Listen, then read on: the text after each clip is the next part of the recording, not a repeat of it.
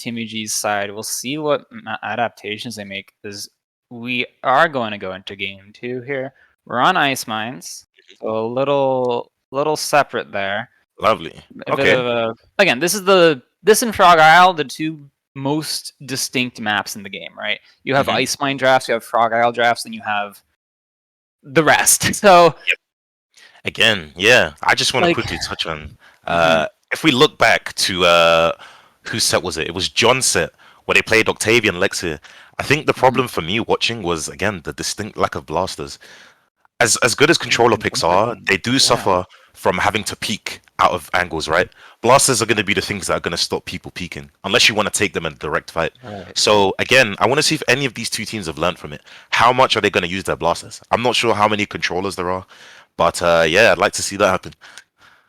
Well, TimmyG did ban the BK, so already I like the two first picks. It doesn't quite show your hand, right? It's like, who cares? You get Con on, oh no, we showed our hand. It's Con on Ice Mines. It's like that's effectively showing your hand at poker, but it's a royal flush. Like, who cares? And this time it's going to be Yag for unfair, along with the Koa. These are some strange early picks. Like, I don't think Yag and Koa themselves are interesting early. Tiberius is a very Ice Mines pick. Octavius is nuts for a controller pick. But do you agree with Koa and Yag early?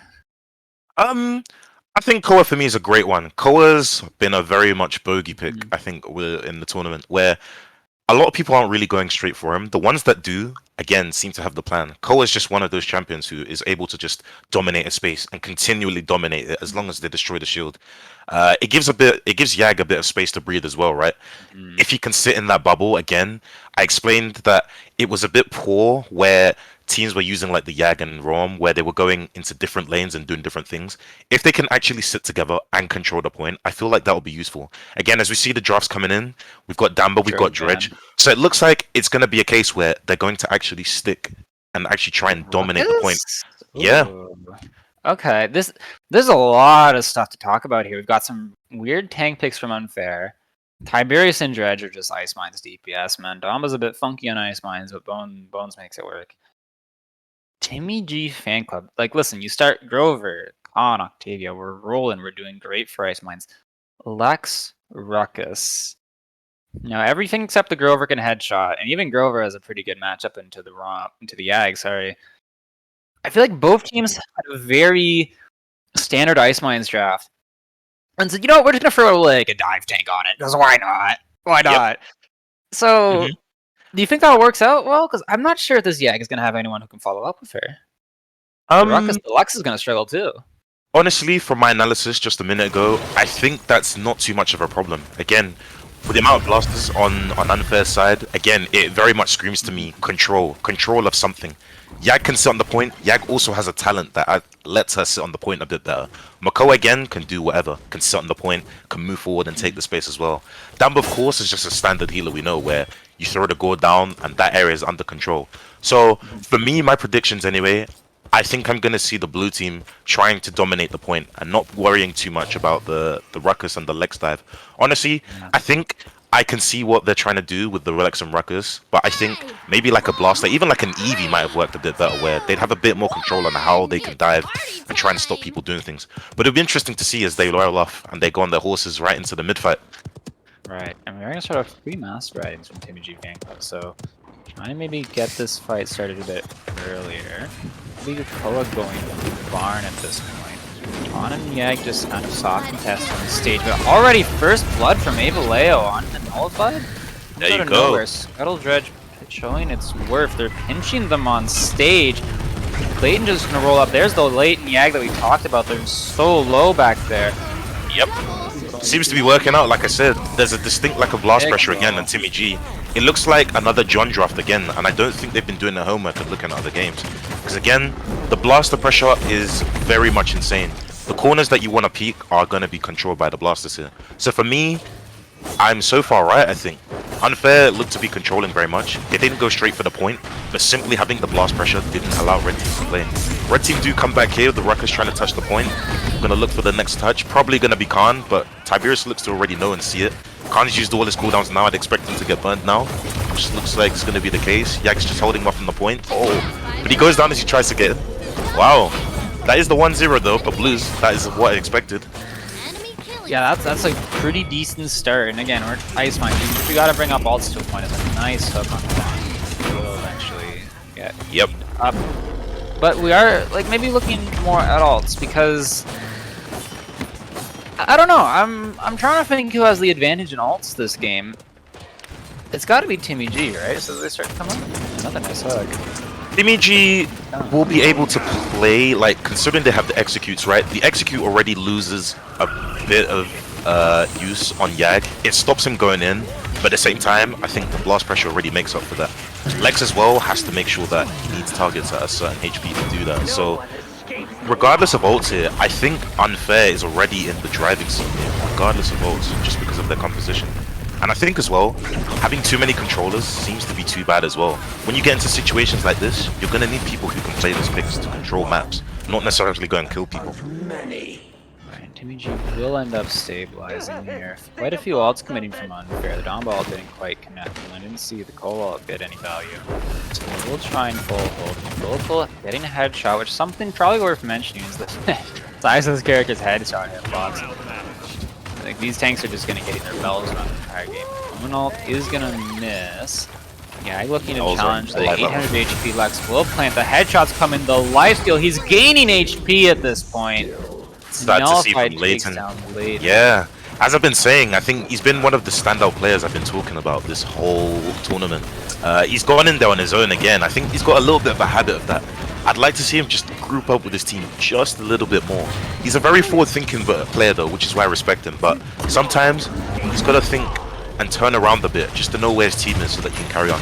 But it seems to be fine again due to the draft advantage, I think. As again, he comes in, takes a bit of damage. Again, he's the forefront of it again, but he's not going to do too much there. Red team needs to be cleaning up, and I think they're going to clean up here and just get some space back and slow it down. Blue team haven't got very far. They're about halfway on the point, and there's 14 seconds to go. So, looking like a 1-1. Yeah. I don't even think anyone's gonna get touched. Like maybe this is where Leighton can roll through, but Grover should have the critical for that. I don't even think there'd be any follow-up. They're just gonna pressure. Oh no! Here he comes, and he's fed someone. Guys again. Yep. So it's not the end of the world, but nope. We do have Connaught back. And now we're proper into the Ice Mine gameplay, right? We're getting our master items online. Ruckus is going to be looking for the backline. Koa might be even looking to match it. Start thinking about ults and start thinking about how we're going to pull these executes off, right? So it's Ice Mines, we got executes. Connaught, I mean, you just got to wait till hell's down. I just want to take a look at the damage as well. Again. Yeah, like... It's kind of crazy. It's very much like I said, like, Octavia and Lex are going to do the damage, but is it really the thing that matters? Again, the point is the thing that matters. Oh, we're back here from a pause, but let me continue as well. Like I said, yeah, exactly. So it's very interesting to see. I mean, it is working. So yeah, I think this team's gonna have a lot of experience with the Yag, right? Like Leighton, like he plays Yag. That's what he does. Yep, and he is going for the very much I made space approach. I mean, you know what? He is. Oh.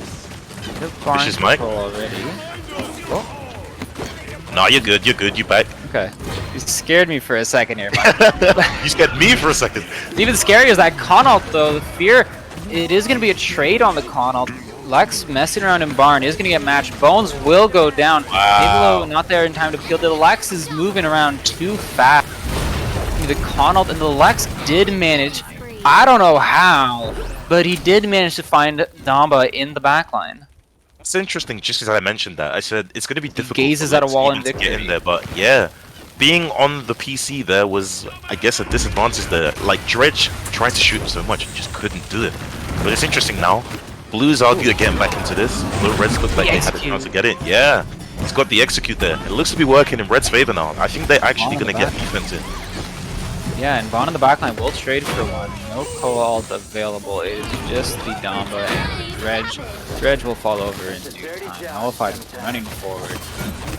For the long range shots, he does get it. He slides forward, the Madman. He does get it. Very good dies, play but his from there. team does get capped. Yep. So now TimmyG's comp, their time to push. And you gotta figure this one, like, look at the range, right? Look at the range difference. On these long sides of Yag just slides across the floor. It's gotta favor their comp a bit more, I don't think, right? Yep. I think so. So Just watching, yeah, just watching closely here. Blue team are defending pretty well. Again, like, for someone like Yag, you're gonna have to get in a position and be able to dominate it for long enough for your team to go in, but it doesn't look like there's so much space for it to work out. So it looks like Blues are defending very easily here. Again, Makoa just an ultimate space maker. No matter what's happening, even if he's getting burned by the acid on the floor, you can just put up the shield and he's just blocking it. Lex is a bit sneaky there in the tunnel. I'm sure he's taking their attention now, but that seems to be the play. I mean, you got Yag here on the Leighton on the Yag, just getting in there. Look, Ruckus is following him. Yeah, not close enough. You can't get it off. No. We'll have to roll out.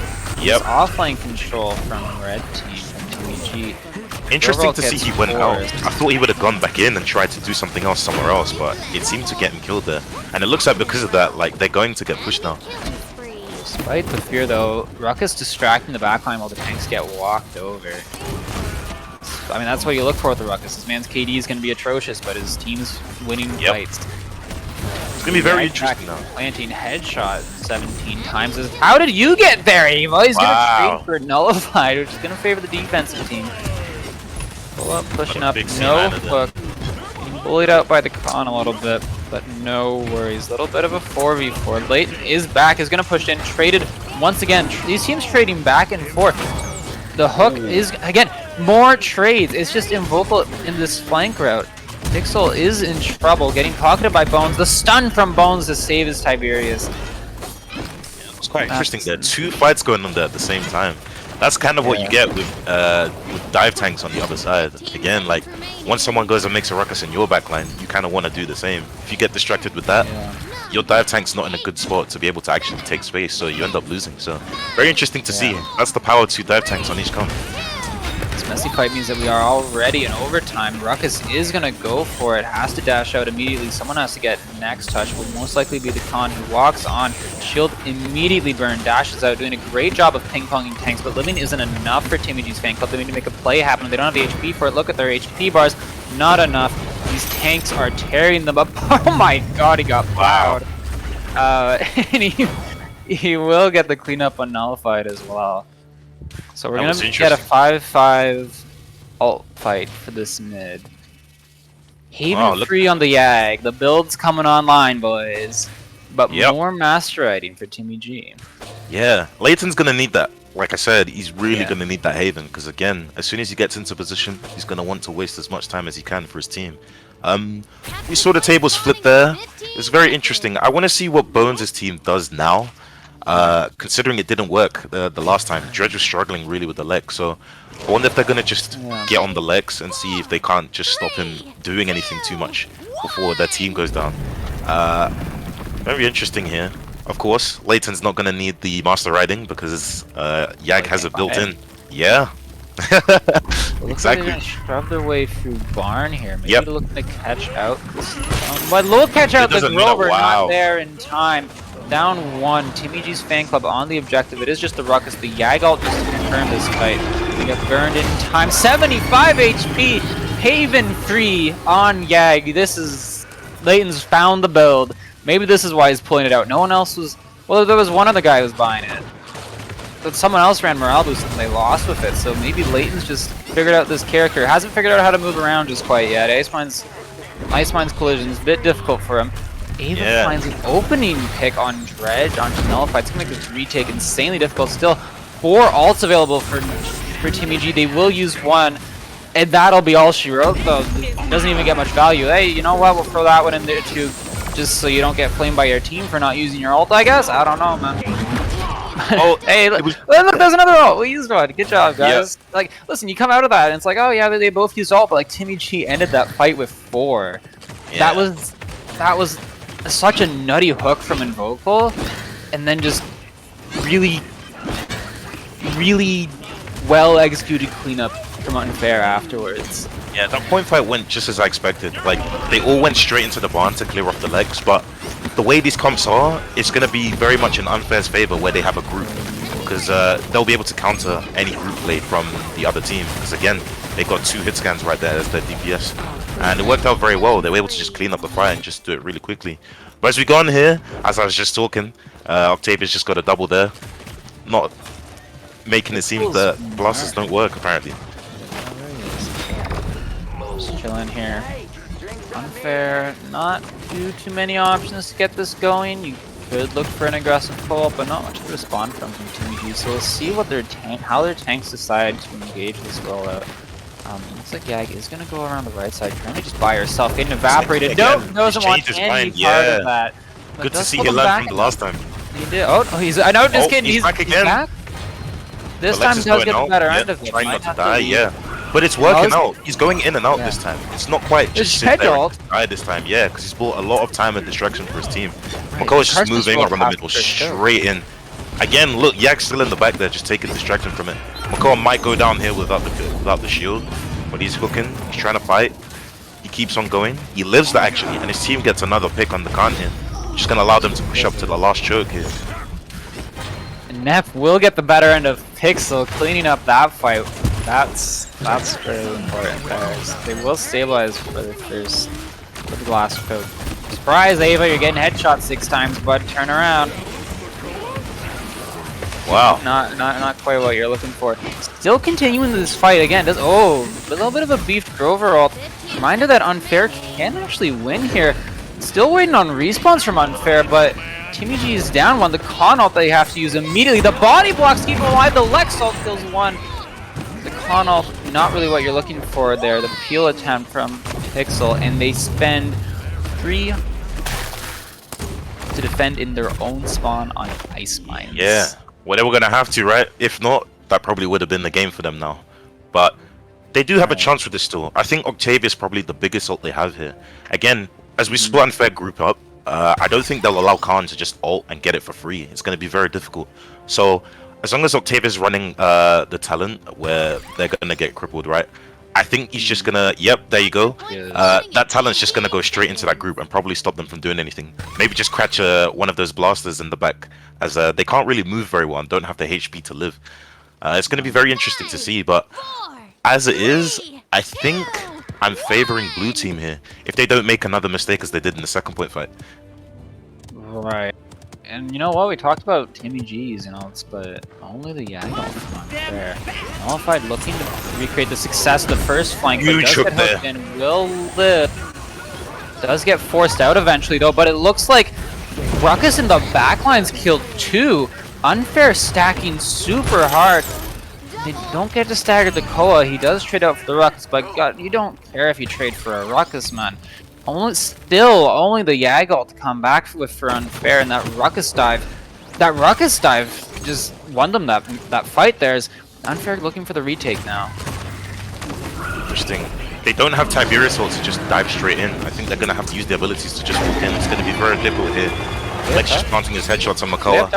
Yag in the back getting his headshots. They don't have touch! They don't have touch again, like I said, and that will be TimmyG. It looks like they've just came back from nothing, and they've literally come back and won that. Very interesting. What are your thoughts on that game? That's why you take teams to ice mines, man. That's why you take teams to ice mines. It's because we had that whole entire game back and forth, and then it gets decided by like one really nice Ruckus play onto a backline. Like, he had the support from his Grover there, but like it's over like that. Right? Yeah, look at that. 16. That is the single-handedly best Ruckus performance I have ever seen. As it's like, it's not all about that. Like, 8 and 14 from the Yag on the other side. Like, listen, I'm not saying this is like what you should be doing in your ranked games there, but when you play these characters like to this level, to the point where, geez, these are like top 5 teams in the world at this point. This is kind of what you can get away with